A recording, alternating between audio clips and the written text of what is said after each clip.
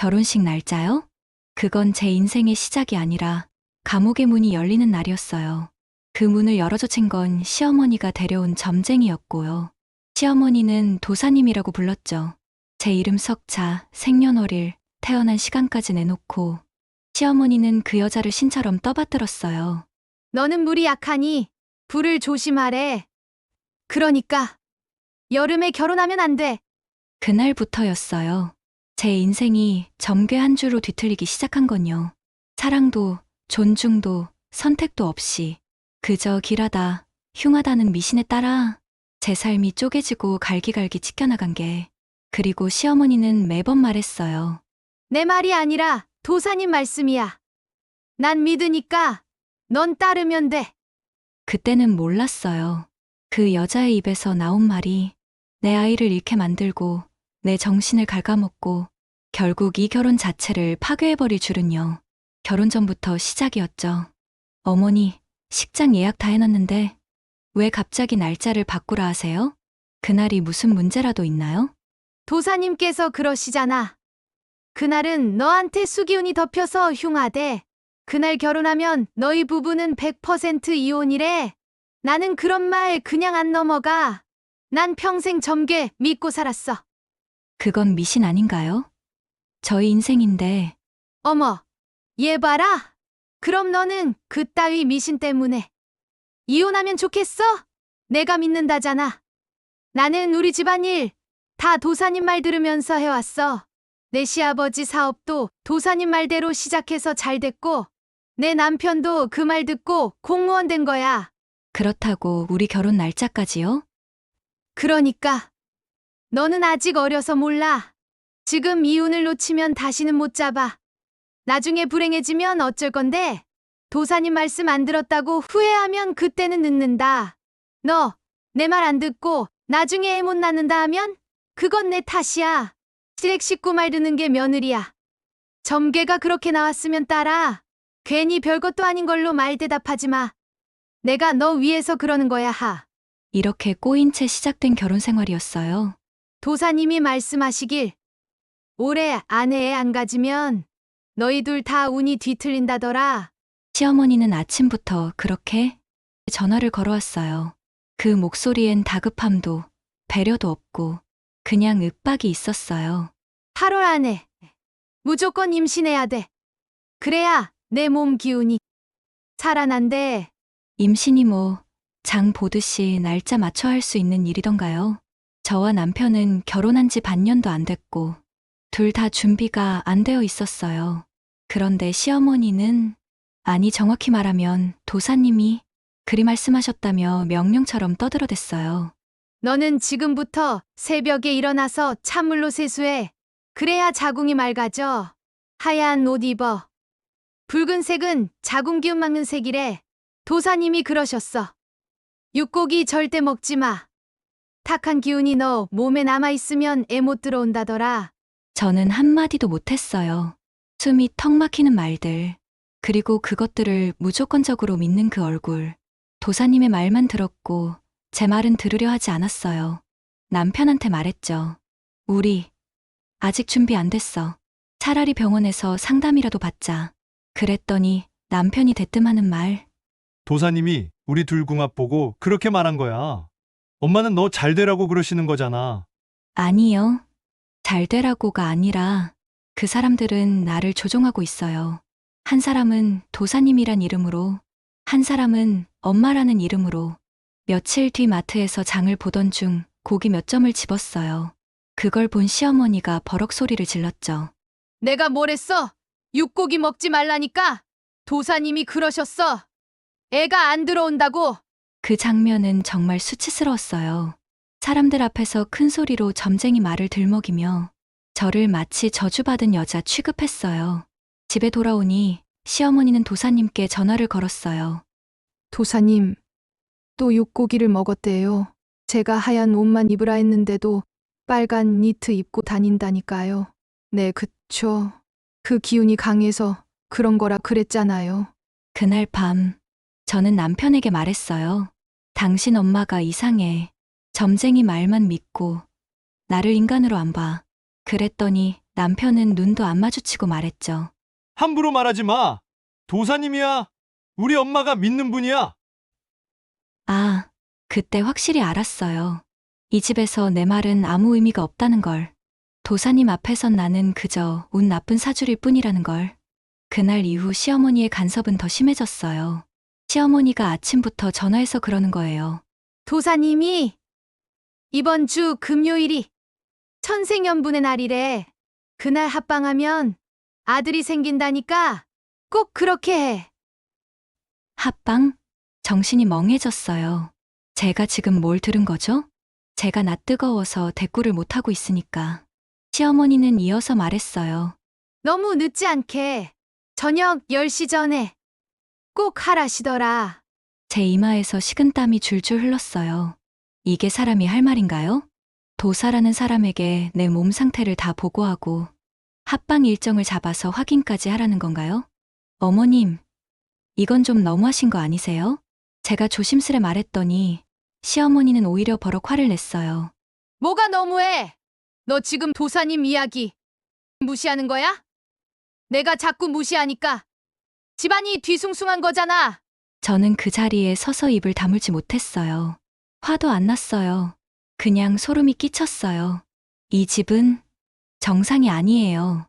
남편에게 그 이야기를 했더니 돌아온 대답은 이랬어요. 그냥 엄마 마음이니까 한 귀로 듣고 넘겨. 넘기라고요? 제 몸을 도사에게 맡기고 날짜까지 지시받았는데 그게 단순한 마음이에요? 모든 것이 다 이상하고 숨이 막혀왔어요. 다음 날도 역시나 시어머니의 전화로 시작했어요. 오늘 날이 기울었으니까 외출하면 안 돼. 도사님이 그러셨거든. 내가 길에서 기운을 잃는다고. 오늘부터 세숫대야에 천일염 넣어서 씻어. 자궁 기운 정화된대. 도사님이 가르쳐 주신 방법이야. 거기서 끝이 아니었어요. 부엌에 걸어놓은 부적, 침대 밑에 몰래 숨겨놓은 무슨 비닐 포장지, 냉장고 문 안에 붙여놓은 기운을 지키는 글귀들, 모두 다 도사님의 작품이었어요. 남편은 그 모든 걸 받아들였고, 시어머니는 하나하나 실천하며 저에게 요구했어요. 이건 미신이 아니라, 종교도 아니라, 세뇌였어요. 그리고 나는 그들 사이에서 한없이 작아졌어요. 내가 내 인생의 주인이 아닌 듯한 감각. 도사님과 시어머니가 손잡고 만든 감옥에서 나는 날마다 사라져 갔어요.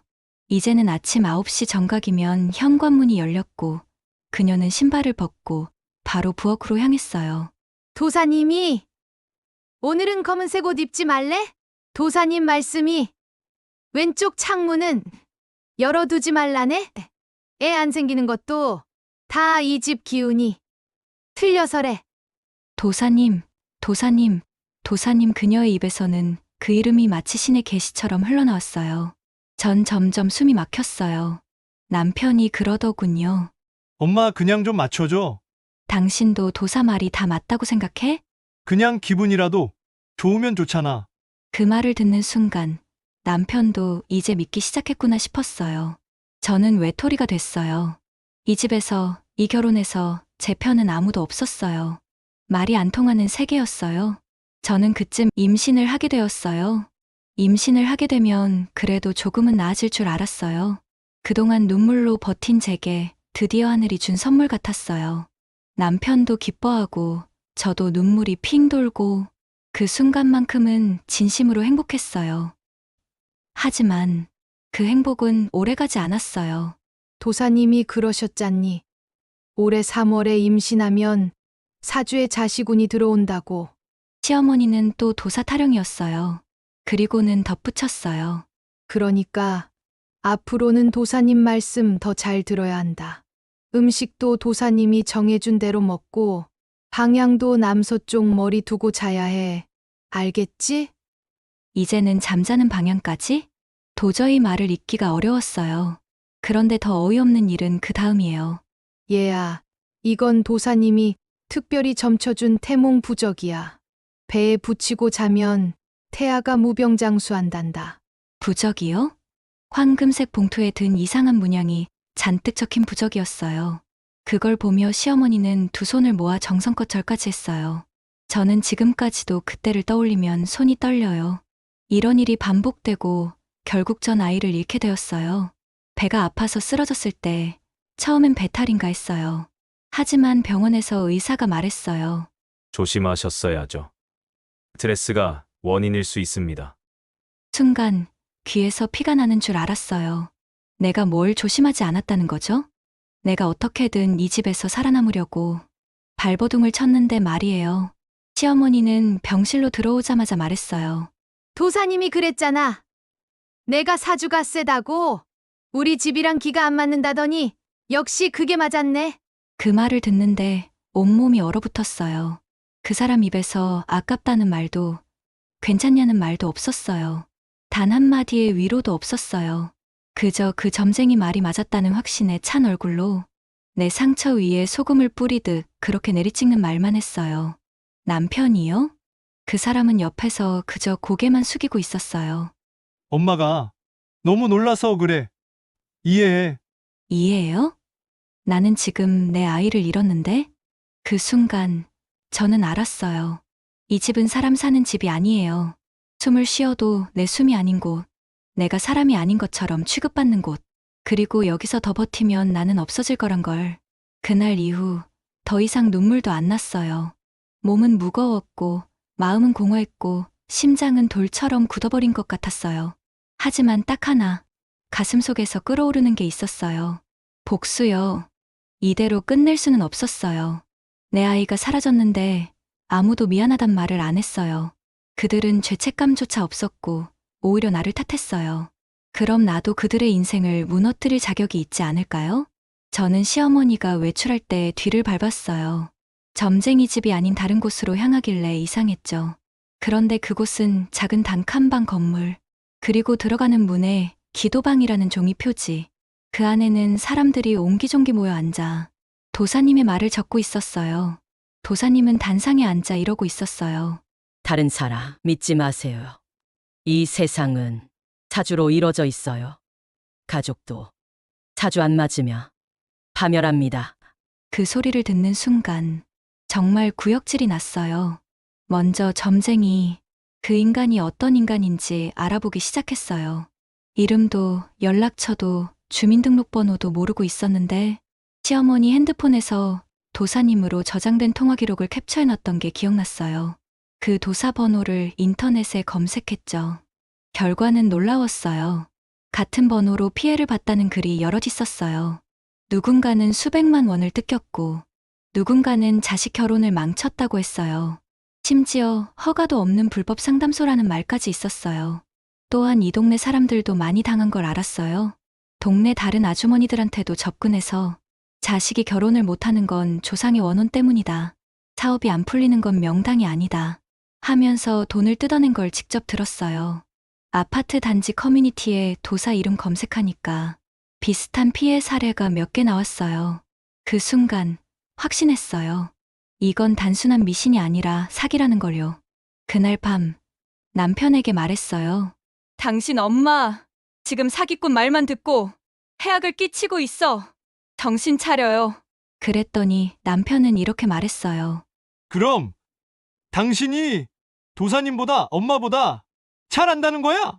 당신은 너무 민감하고 피곤하게 굴어. 시어머니 또한 믿지 않았죠. 어머님, 이거 보세요. 이 사람은 도사님이 아니라 사기꾼이에요. 사람들 등쳐먹고 구속당했던 인간이라고요. 시어머니는 순간 멈칫했지만 곧바로 종이 뺐듯이 낚아채더니 구겨버렸어요. 그리고는 버럭 소리 질렀어요. 입 닥쳐. 넌 원래부터 이 집안에 안 맞았어. 도사님은 내 은인이야. 그분 덕분에 내 남편도 직장 붙고 우리 사업도 풀렸어. 저도 질 수 없었어요. 숨이 턱까지 차오르는데 참을 수 없었어요. 그래서요? 그래서 아들 결혼 생활을 점쟁이한테 맡겨요? 합방 날짜까지 도사한테 물어보는 게 사람이 할 짓이에요? 너 같은 애는 말을 해도 못 알아먹어. 사주가 세서 우리 집안이 휘청거리는 거야.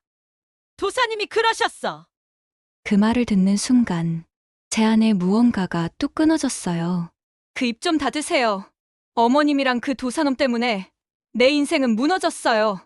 이건 종교도 아니고 믿음도 아니에요. 그냥 미친 집착이라고요. 시어머니 얼굴이 시뻘개지더니 벌떡 일어나서 저를 밀치려 하셨어요. 너 당장 이 집에서 나가. 당장 꺼져. 그래요. 나갈게요. 근데 나가기 전에 말해둘게요. 사기꾼한테 빌붙어서 며느리 인생 조종한 거. 그 죄값 곧 치르게 될 거예요. 저는 완전히 마음을 정했어요. 내가 미쳐버리느니 이 집안의 환상을 깨부수는 쪽을 택하겠어요. 그리고 며칠 후 점쟁이의 실체를 의심하게 되는 결정적인 사건이 벌어졌어요. 비슷한 일들을 수집 중이었는데 제보가 왔어요. 점쟁이 명의로 된 사업자 등록증을 저한테 보내왔어요. 주소도 있길래 찾아가 봤더니 그곳은 무슨 도장도 아니고 라이프 컨설팅 센터라는 간판의 2층 건물이었어요. 거기서 나온 직원에게 물어보니 그 도사라는 사람, 회사에서 일하는 보통의 사람이었고 4년 전까지는 방문 판매를 하던 사람이래요. 이런 사람이 한순간에 도사 행사를 했던 거죠. 전 모든 자료를 정리했어요. 도사가 직접 녹음한 음성 파일, 시어머니가 돈을 건네는 영상, 다른 피해자 아주머니랑의 대화까지 전부요.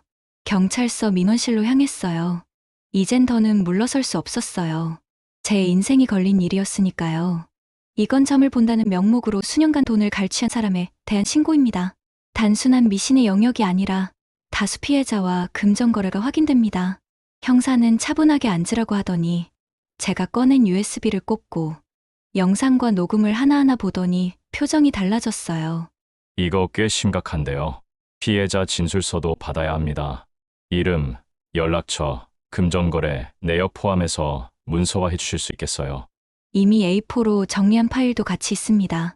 전 문서 봉투도 함께 내밀었어요. 그 형사가 마지막으로 한 말, 아직도 생생해요. 이런 건 단순 고소가 아니라 형사 수사로도 충분히 가능해요. 해당 인물 출석 요청부터 바로 진행하겠습니다. 그날 집으로 돌아오는 길, 하늘이 맑고 너무 조용하더라고요. 그 조용한 길 위에서 전 혼자 이렇게 말했어요. 이제 그 인간은 끝났어요. 그리고 어머니, 당신도 그 죄값 치를 시간이에요. 경찰 신고를 하고 난 후부터 모든 게 빠르게 흘러갔어요. 도사라는 인간은 경찰 출석 요구를 한 번, 2번 무시하더니 결국 체포영장을 들고 직접 집으로 찾아간 형사에게 끌려나왔죠. 그 순간이 녹화된 CCTV 영상이 지역 커뮤니티에 퍼지면서 그동안 도사에게 돈을 바친 사람들이 줄줄이 고소장을 들고 나타났어요. 나도 사기당했다. 우리 시어머니도 500 넘게 줬어요. 도사 말 듣고 이혼까지 했는데 허탈해서 미칠 지경입니다. 피해자들이 등장하기 시작했죠. 수사 결과가 나오자 충격은 더 컸어요. 그 도사는 사업자 등록도 없이 무허가 점술행위를 벌이며 고령 여성들을 가족이 위험하다, 기운이 막혔다는 말로 협박하고 수년간 수억 원을 받아 챙기고 있었던 거예요. 그리고 그 리스트 중엔 제 시어머니 이름도 있었죠. 경찰이 시어머니에게 연락했을 때 처음엔 나는 피해자다라고 소리치셨어요. 하지만 정작 도사에게 자발적으로 큰 돈을 여러 차례 송금한 내역, 심지어 제게도 도사에게 돈을 주라고 했던 문자와 녹음이 증거로 제시되자 그 말은 변명으로 들리지 않았어요. 경찰서에 조사를 받으러 나온 시어머니는 흰 마스크에 검은 모자를 눌러쓴 채 고개를 푹 숙인 채였어요. 형사는 물었죠. 이 사기 범행을 알리지 않고 주변 사람들에게 이 인물을 계속 소개한 이유는 뭔가요? 그게 그냥 믿었어요. 좋은 분인 줄 알았어요. 하지만 사기 피해를 입었다는 이웃들이 전부 당신 소개로 왔다고 진술했는데요. 내 인생을 망친 인간이에요. 나도 당했어요. 그 순간 조서 쓰던 제 옆자리에서 형사는 조용히 말했어요. 이분이 가담자까지는 아니지만 알선자 정도로 수사 대상에 오를 수도 있습니다. 그 말 듣는 순간 속이 시원하더라고요. 거짓말로 사람 인생을 조종하고 가족을 분열시키고 그걸 도사님 말씀이라며 포장하던 사람이 이제 그 죗값을 치르기 시작한 거니까요. 뉴스가 나오기 시작했어요. 단독 무속 사기당 검거 피해자 34명, 금액 13억 원 이상. 뉴스에 도사에 대한 보도가 나오고 사기 피해자가 수십 명이라는 소식이 돌기 시작하자 시어머니 집 앞은 아수라장이 됐어요. 당신이 소개한 그 도사 때문에 우리 돈 다 날렸어. 이게 그냥 점쟁이야? 완전 사기꾼이잖아. 당신 공범 아냐? 내 돈 5천만 원 돌려줘. 이웃이고 친구고 친척이고 가릴 것 없이 다들 미친 듯이 소리 지르며 시어머니 집 대문을 두드렸어요. 시어머니는 창문을 꽁꽁 닫고 안에서 벌벌 떨면서 나도 속았어요. 나도 피해자라니까요. 하면서도 그 입에선 여전히 도사님이 그런 분이실 리가 없어. 저건 누가 음해하는 거야. 같은 말만 중얼거리고 있었어요. 정작 본인은 수천만 원씩 갖다 바치면서 소개한 사람들한테는 이 도사님 만나면 인생이 풀릴 거다. 당신 팔자가 이 도사님이면 뒤바뀐다. 하면서 호들갑을 떨더니 이제 와서 발 빼려니 그 사람들이 가만히 있겠어요? 현관문 앞엔 진심으로 돈을 잃고 절박한 사람들이 울고 소리치고 심지어 물병까지 던지고 가더라고요. 결국 어머니는 정식으로 사기방조 밑불법 알선 혐의로 검찰에 송치됐고요. 법원에서 도사와 시어머니의 공모정황, 사기 및 알선 모두 다뤄진 마지막 재판날이었어요. 재판정안은 묘하게 긴장된 공기로 가득했고 시어머니는 변호인 옆에 축 처진 어깨로 앉아 있었어요. 그 옆엔 저를 두고 너만 아니었으면 이런 일 없었다며 노려보던 그 눈빛이 오늘은 슬그머니 바닥만 보고 있더군요. 판사님의 입이 열렸고 재판 결과가 낭독되기 시작했어요. 피고인은 점수를 이용해 다수에게 금전을 갈취하고 허위 정보를 기반으로 사기를 방조한 혐의가 인정되며 시어머니는 벌금형과 사회봉사 명령을 받게 되었어요. 피해자에 대한 손해배상 역시 시어머니의 몫이었죠. 도사란 인간은 징역 6년을 받았어요. 이게 정의였어요. 제 아이를 잃게 만든 고통, 제 인생을 점괘로 조종하려 했던 그 폭력, 그 모든 걸 증명해냈다는 증표였어요. 그리고 그 후 전화가 왔어요. 그게 말이다.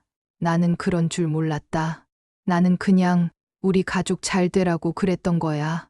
정말 모르셨어요? 그래, 난 그분이 진짜 신령한 줄 알았어. 도사님이 우리 가족 살려줬다고 믿었단다. 내가 그때 한 말 맞았어. 내가 너무 멍청했지.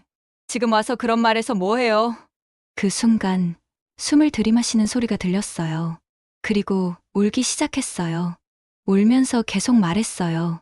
미안하다. 내가 너한테 너무 못되게 했지. 그 도사한테 정신이 팔려서 너한테 그런 말들을. 그런 말? 어머님이 저한테 뭘 하셨는지 기억도 못 하세요? 기억나지? 너 보고 사주가 세서 우리 아들이 불행하다고. 애가 안 생기는 건 내 탓이라고. 다 내가 했던 말이지. 다 미쳤었어. 내가. 순간 가슴이 턱 막히는 기분이었어요. 예전 같았으면 울컥했을지도 몰라요. 근데 지금은 그 모든 말들이 제 마음을 움직이진 못했어요. 너무 늦었거든요. 제 안에 있는 감정은 분노도 아니고 상처도 아니었어요. 그냥 끝이라는 감정 하나뿐이었어요. 이제 와서 미안하다고 해서 그 모든 일들이 없던 일이 되진 않아요. 제가 얼마나 무너졌는지 어머님은 몰라요. 정말 미안하다. 정말 미안해. 저는 어머님을 용서하지 않아요. 하지만 저 자신을 위해 잊을 거예요. 그러니까 앞으로 저한테 연락하지 마세요. 얘야, 부탁이다. 나 그 사람한테 돈도 다 날리고 주변 사람들한테도 손가락질 받고 이제 아무도 안 남았어. 제발 우리 다시. 그만하세요. 말을 끊고 전화를 끊었어요. 그리고 그날 저녁 남편까지 찾아왔죠. 나 진짜 너무 미안해. 내가 얼마나 멍청했는지. 내가 겪은 고통을 이제야 알 것 같아. 그리고 저를 보고 무릎을 꿇었어요. 제발 다시 처음부터 시작하자. 엄마랑은 관계 끊을게. 너만 돌아와 주면 안 될까? 전 조용히 남편의 눈을 봤어요. 하지만 마음은 이미 식어 있었어요. 늦었어. 그땐 나 하나 믿어줬으면 됐어. 그거 하나 안 해준 사람이 이제 와서 무릎 꿇는다고. 그게 무슨 의미가 있어요? 남편의 얼굴이 무너졌어요. 그 눈물을 보면서도 전 눈 하나 깜빡이지 않았어요. 그건 단호함이었고 스스로를 위한 결단이었어요. 그리고 마지막으로 말했어요. 나는 다시 그 집에 들어가지 않아요. 이제부터 내 삶은 오직 나만의 거울을 보고 결정해요. 숨을 들이마시고 창밖을 봤어요. 하늘이 그렇게 파랗고 깨끗해 보인 건 결혼 이후 처음이었어요. 며칠간은 잠만 잤어요. 밥도 제대로 못 먹고 말 한마디도 하기 싫었는데 엄마가 묵묵히 곁을 지켜줬어요. 이제 다 끝났다고 위로해줬지만 제 안의 트라우마는 쉽게 사라지지 않았어요. 자다가도 시어머니 목소리가 들리는 것 같고 문자가 울리면 가슴이 철렁했어요. 하지만 이상하게도요. 무서운 꿈에서 깼을 때 창문 너머 햇살이 제 등을 따뜻하게 덮어줄 때마다 생각했어요. 아, 내가 살아있구나. 그날 이후 저는 하루하루 저를 회복시키는 일에 집중했어요. 이혼 과정에서 남편은 딱 한 번 연락했어요. 그래도 마지막으로 얼굴 보고 얘기하자. 저는 단호히 거절했어요. 그가 절 진심으로 지키려 했다면 처음부터 제 편에 섰어야죠. 그의 침묵은 방조였고 그의 믿음은 도사님을 향해 있었어요. 그건 사랑이 아니었어요. 이혼이 성립된 날, 저는 서류를 들고 나오는 길에 처음으로 편하게 웃었어요. 속이 다 뚫린 기분. 이제 누가 뭐라 하든 제 인생은 제 거니까요. 그날, 저는 제 삶의 마지막 구속을 끊어냈어요. 점쟁이, 시어머니, 그리고 내가 참아야만 한다는 그릇된 믿음까지. 이제 제 인생은 제가 책임져요. 누구도 대신 결정하게 두지 않아요. 다신 아무도 제 인생의 운명을 점치지 못하게 할 거예요. 그리고 그때 느꼈어요. 살았다. 숨이 쉬어진다. 공기가, 바람이, 세상이 다르다. 이제 저는 다시 일을 시작했어요. 서서히 웃음도 찾고 친구들과도 다시 연락하며 제 인생의 중심을 찾고 있어요. 어쩌면 이 지옥 같은 결혼은 제가 저를 되찾기 위한 계단이었는지도 몰라요. 그리고 마지막으로 저는 이렇게 말하고 싶어요. 앞으로 내 인생은 내가 정해요. 도사도, 시어머니도, 남편도 아닌 오직 나 자신만이 내 운명의 주인이에요. 남들이 정해주는 삶이 아닌 진짜 내 인생을 찾기 위해 저는 이렇게 다시 걸어 나왔어요. 혹시 지금 누군가의 말에 휘둘리며 숨조차 쉬기 힘든 나날을 보내고 계시다면 이 이야기가 작은 용기가 되길 바랍니다. 오늘 이야기 마음에 와닿으셨다면 구독과 좋아요 꾹 눌러주세요. 당신의 한 번의 클릭이 더 많은 분들에게 위로가 됩니다. 다음 이야기에서 또 만나요.